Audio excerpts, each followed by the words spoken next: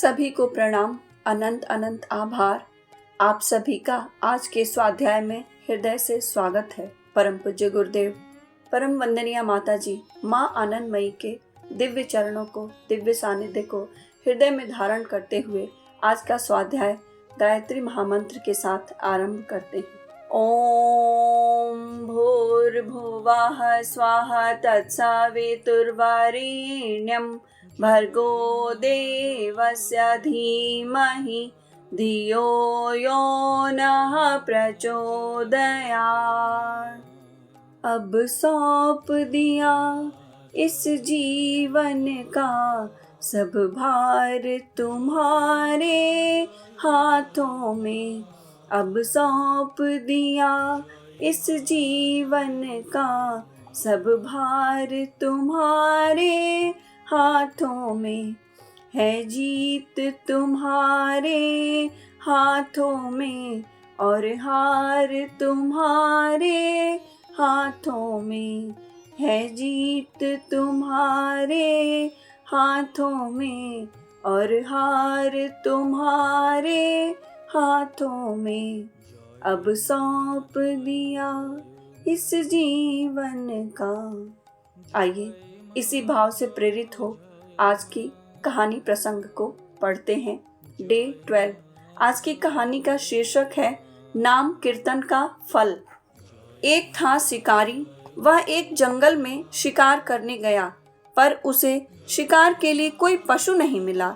वह और भी बहुत बार इस जंगल में शिकार करने आया है, बार बार जानवरों का शिकार करके ले जा चुका है, पर आज यह क्या हुआ, उसे एक भी शिकार नहीं मिला। शिकारी बहुत ही दुखी हो गया। दिन भर वह शिकार की खोज में घूमा। दिन ढल गया, थक कर वह एक पेड़ के नीचे बैठ गया। अब क्या करेगा, सोच ही रहा था कि थोड़ी दूर पर धुआं नजर आया। शिकारी ने सोचा धुआं निकल रहा है, तब वहां कोई रहता होगा, नहीं तो आग कौन जलाएगा।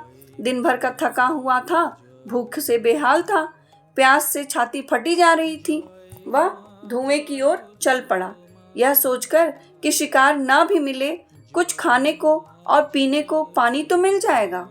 वह बड़ी आशा भरी दृष्टि से, आशा भरी सोच से उस तरफ गया जहां आग जल रही थी, और अवश्य ही वहां कोई रह रहा होगा, इसी भाव से गया, क्योंकि वह बहुत प्यासा था, उसे भूख भी लगी थी। वह थोड़ी ही देर में वह धुएं की जगह पर जा पहुंचा। वहां एक साधु की कुटिया थी। कुटी में बैठकर साधु भगवान का नाम जप कर रहे थे। वे सौम्य दर्शन थे, उनके पूरे बदन से तेज निकल रहा था। शिकारी उनकी कुटिया के सामने जाकर खड़ा ही हुआ था कि साधु अपने आसन से उठकर आए। साधु को आते देखकर शिकारी ने उनको प्रणाम किया और अपना परिचय देते हुए बोला, बाबा, मैं दिन भर का भूखा हूँ, भूख प्यास से बेहाल हो गया हूँ, कुछ मिल जाए तो जान बच जाएगी। उसकी बात सुनकर साधु उसको कुटी में ले गए, एक आसन बिछाकर उसे बैठने को कहा। उसके बैठने पर अपने कमंडल से उसे पानी पीने को पानी दिया। वह साधु बिल्कुल, क्या कहूँ, ईश्वर का ही रूप रहे होंगे, जो उन्होंने उसको अपने हृदय में आश्रय दिया, अपने कुटी में आश्रय दिया, उसको बिठाया, क्योंकि वह शिकारी था ना। उसने अपना परिचय बताया कि वो शिकारी है, और भले मनुष्य को तो हर कोई गले से लगाता है, पर जो भला मनुष्य नहीं होता है उसको तो हर कोई दूर से ही भगाता है। पर साधु तो उसी को कहते हैं जो हर किसी को, संत तो उसी को कहते हैं जो हर किसी को अपने हृदय से लगाए। तो वे बहुत ही परिशुद्ध साधु थे, और उन्होंने उसको अपनी कुटिया में स्वागत किया, बिठाया और उसको पानी पिलाने लगे। और उन्होंने उसके बैठने पर अपने कमंडल से उसे पीने को पानी दिया। उसे भयंकर प्यास लगी थी, उसने और 2 गिलास पानी मांगा। साधु ने अपने उसी कमंडल से ही पानी पिलाया। शिकारी यह देखकर आश्चर्यचकित था। वह सोचने लगा, इतने से कमंडल में इतना पानी कैसे समा सकता है। आश्चर्य निगाहों से उसने कमंडल की तरफ देखा, वह तो जल से ही भरा था।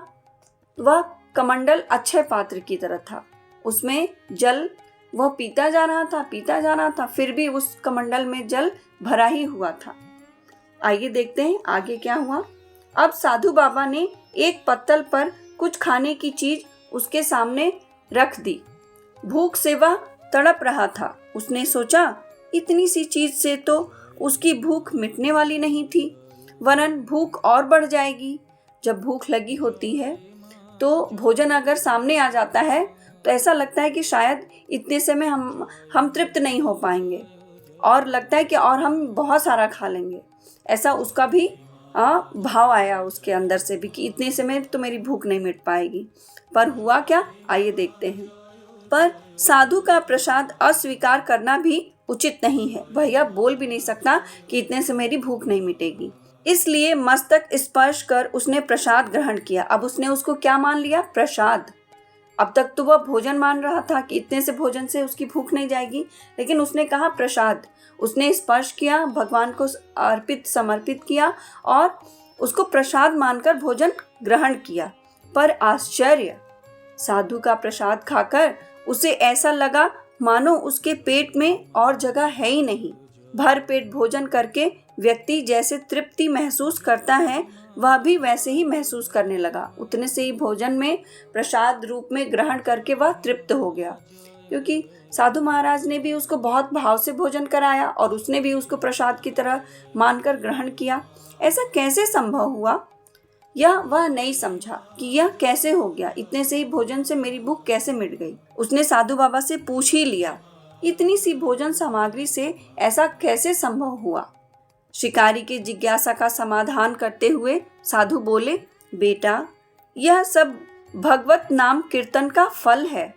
जहाँ आंतरिक भावना से भगवान का नाम कीर्तन होता है, वहाँ ऐसा ही होता है। जब हम भगवान के नाम कीर्तन से अपने जीवन को सुगंधित किए रहते हैं और किसी चीज का चिंतन करते ही नहीं है, तो जगह ही कहाँ होती है असंतुष्टि की। जो भी मिल जाता है उसमें ही समर्पण भाव से संतुष्टि होती है, और जब संतुष्टि होती है तो भूख कहाँ लग सकती है। यही है भाव इस कहानी का। कितना ही दिव्य है, कितना ही भावपूर्ण है, कितना ही प्रेमपूर्ण है। एक शिकारी और एक साधु के मध्य एक ईश्वर और एक भक्त, तो वो बनेगा, अभी भक्त नहीं कह सकते, हाँ वो बन जरूर जाएगा। अब जो उसे प्रेरणा मिली है, अब जो उसे भाव मिला है, तो लेकिन भगवान तो अपने उस बच्चे को बच्चे की ही तरह मानेंगे, और मान भी रहे थे। तभी तो उन्होंने इतने से भोजन में उसको तृप्त कर दिया और उसको अनुभूति कराई कि भगवत नाम में कितनी शक्ति, कितनी भक्ति है। जब हमारा प्रेम चरम सीमा पे पहुंचता है, तभी वह भक्ति का रूप ले लेता है। आइए इस भाव को परम पूज्य गुरुदेव माँ आनंदमयी के चरणों में, माँ भगवती के चरणों में समर्पित करते हैं। इस भाव को हृदयंगम भी करते हैं। ओम भूर्भुवः स्वाहा तत्सवितुर्वरेण्यं भर्गो देवस्य धीमहि धियो यो नः प्रचोदयात्।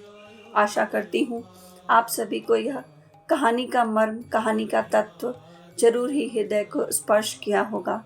आप सभी चाहें तो इसे आगे भी अपने स्वजनों को, परिजनों को साझा कर सकते हैं, और कोई भी विचार, कोई भी भाव आप कमेंट बॉक्स में साझा भी कर सकते हैं। आप सभी का बहुत बहुत बहुत धन्यवाद, सभी का आभार, सभी को प्रणाम।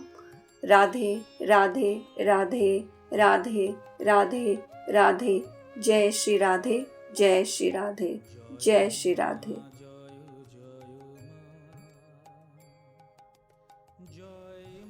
हमारे YouTube चैनल को सब्सक्राइब कीजिए और बेल आइकन पर क्लिक कीजिए ताकि आने वाली सभी वीडियो की नोटिफिकेशन आपको मिलती रहे। आप सभी को बहुत बहुत थैंक यू।